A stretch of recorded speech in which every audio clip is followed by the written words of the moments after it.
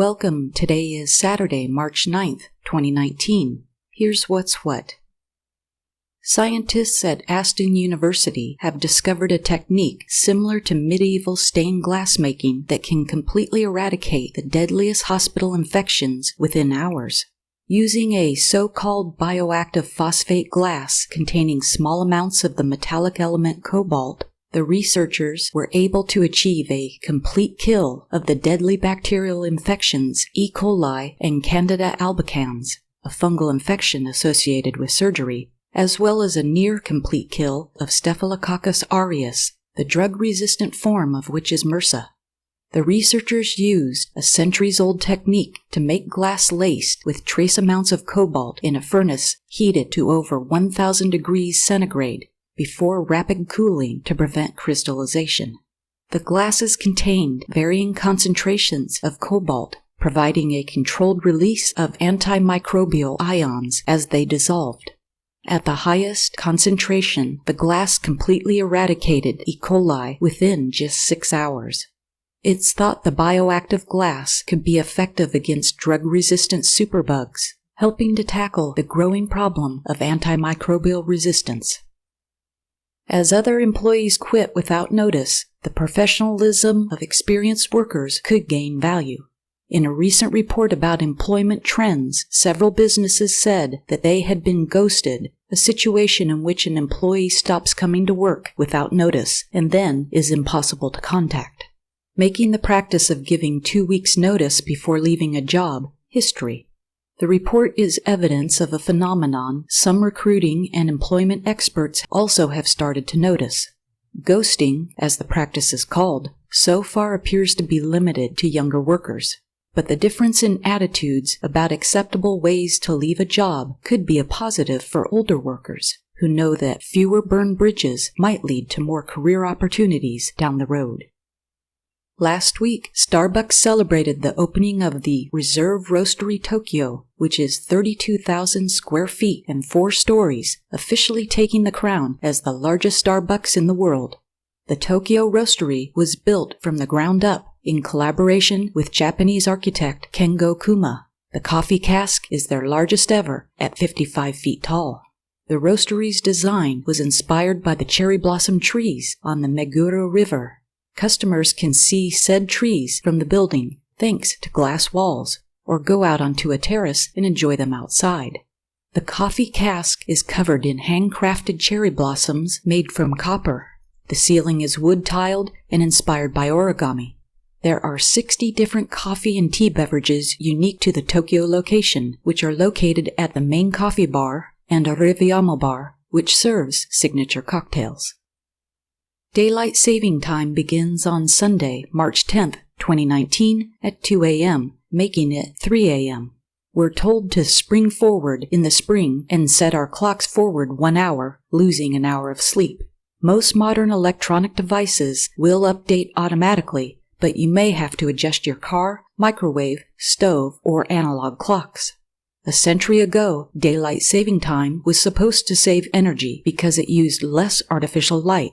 However, today, the amount of energy saved is negligible or even non-existent due to modern society's use of computers, TV, air conditioning units, etc.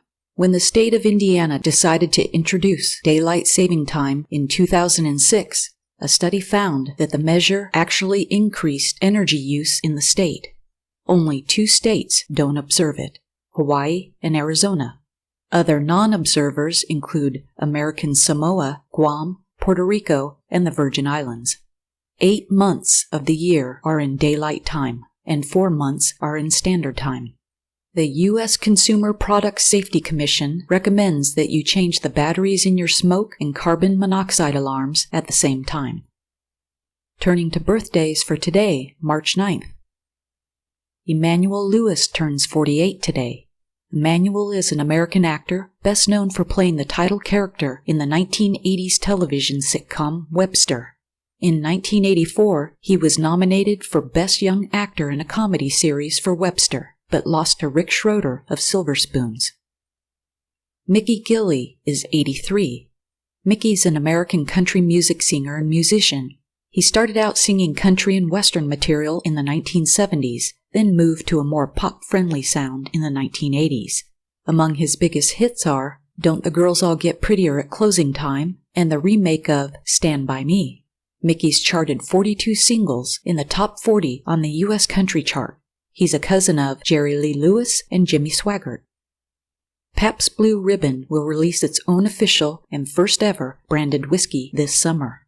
The label for the forthcoming product, sold in 750 milliliter bottles, says it's 52% corn, 27% malted barley, 17% wheat, and 4% rye, resulting in an 80-proof whiskey billed as being made from nature's choicest products that Jacob Best used in 1844 to provide its smooth, complex flavor.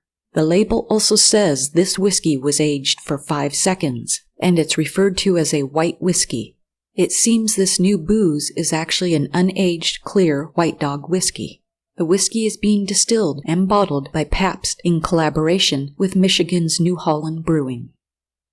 Brussels Airlines announced a brand new travel experience on board of its long-haul aircraft, retrofitting its Airbus A330s.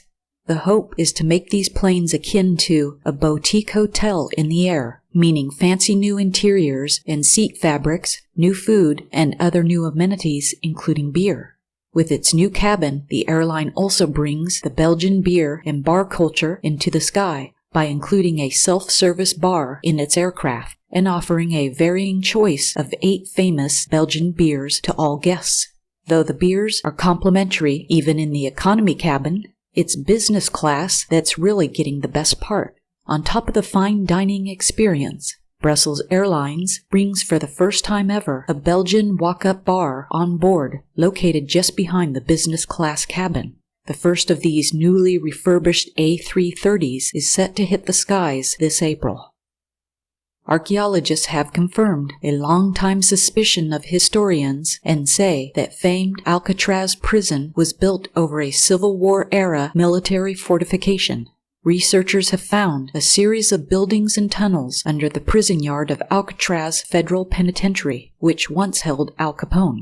Archaeologists used ground-penetrating radar and terrestrial laser scans, along with historical maps and photographs. They found fully buried structures, ammunition magazines, and tunnels.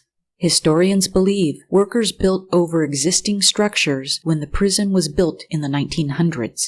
Alcatraz first came to the attention of the U.S. government after it wrested control of California from Mexico in the 1840s. Its location in San Francisco Bay made it attractive for military fortification purposes.